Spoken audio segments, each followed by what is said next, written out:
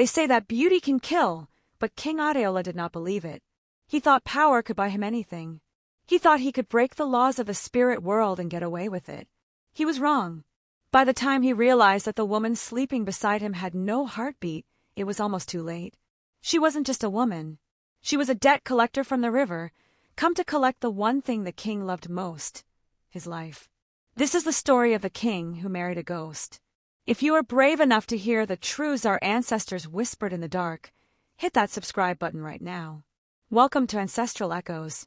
Let us open the scroll of history. In the ancient kingdom of Udo, King Adeola was a man who had everything: gold, cattle, and land that stretched as far as the eye could see.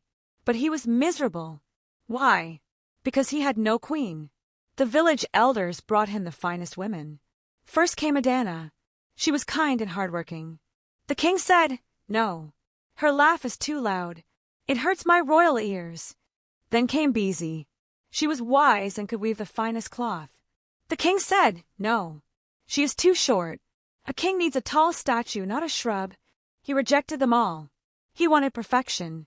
He wanted a woman who had no flaws, no past, and no voice to argue with him. Be careful what you wish for, my friends. The spirits are always listening. One day, frustrated with the women of his village, the king went hunting in the forbidden forest, the place where the river meets the roots of the Irako tree. The elders had warned him, "My king, humans rule the village, but the spirits rule the forest. Do not go there." But King Adeola was arrogant. He rode deep into the woods. Suddenly, the birds stopped singing. The wind stopped blowing. Total silence. And there, standing by the riverbank, he saw her. She was not just beautiful, she was perfect. Her skin glowed like polished obsidian. Her eyes were like stars. She stood perfectly still, staring at the water. The king jumped off his horse. "Woman, who are you? Which village are you from?" She turned slowly. She did not speak. She just smiled. A cold smile. The king was enchanted. "You are the one," he whispered. "You are the silent perfection I have waited for." He grabbed her hand to pull her onto his horse. Her skin was cold, ice cold, like a fish pulled from the river. But the king ignored it. He was blinded by lust. He took her back to the palace. Have you ever ignored a red flag because you wanted something so badly? We have all been there.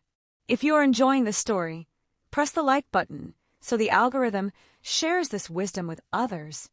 The wedding was grand, but strange things began to happen in the palace. The new queen, whom he named Omi, water, never ate. During the great feasts, while others ate yams and meat, she would only drink water. Gallons and gallons of water. And the king? The strong, warrior king began to shrink. Week by week, his skin turned gray. His hands shook. He was always cold, even by the fire. His old guard, a man named Baba Tund, came to him one night. "My king," Baba Tund whispered, "I watched the queen last night. She did not walk to the garden. She floated. Her feet did not touch the grass. She is not of this world." The king was furious. "You call my wife a witch. You are jealous of her beauty." In his rage, the king ordered Baba Tund to be locked in the dungeon. He silenced the truth to protect the lie. But doubt is a seed that grows fast. That night, the king decided to pretend to sleep. He lay in bed, keeping one eye slightly open. Midnight struck. The air in the room dropped to freezing. The beautiful queen sat up. She looked at the king. Then she stood up. She began to shed her skin. She pulled off her human face like a mask. Underneath, she was not a woman. She was a skeleton covered in wet river weeds, with water dripping from her empty eye sockets. She leaned over the sleeping king, placed her mouth over his nose, and inhaled. She was breathing in his life force. She was eating his soul to sustain her human form. The king wanted to scream, but fear paralyzed him. He watched her turn into a mist and flow under the door, heading back to the river to deposit his stolen life force. As soon as she was gone, the king ran. He ran to the dungeon and freed Baba Tund. He ran to the chief priest, falling at his feet. "Save me. I married death." The priest consulted the oracle. He threw the cowrie shells. "You cannot kill her," the priest said. "Iron cannot cut water. Fire cannot burn a ghost. If you attack her, She will drown the whole village. So what do I do? The king cried. You must send her back with rhythm, the priest said. She is a river spirit. They are bound by the sound of the deep drums. Tonight, we will hold a celebration for her. But the drums will speak the language of the river. The feast was set. The queen sat there, beautiful and cold, expecting to feed on the king again. Suddenly, the drummers began to play. Doom doom tack, doom doom tack. It wasn't normal music. It was a trance beat. The queen's eyes widened. She began to twitch. The rhythm was calling her true nature. She stood up.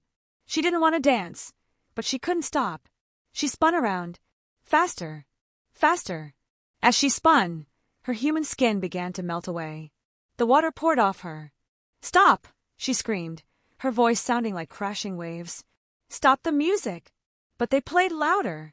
With a final scream, she dissolved into a massive puddle of water, flooded out of the palace gates, and rushed back into the river. The king survived, but he was never the same. He learned that true beauty is not just what you see on the outside. It is the spirit within. And he learned never to take what belongs to the gods. So, my people, when you meet someone who seems too perfect, someone who has no past, no family, and whose skin is cold to the touch, ask yourself, who are they really? Did this story send shivers down your spine? Then join our family. Click that subscribe button and ring the bell. At Ancestral Echoes, the fire never goes out, and the stories never end. Until next time, stay safe in the dark.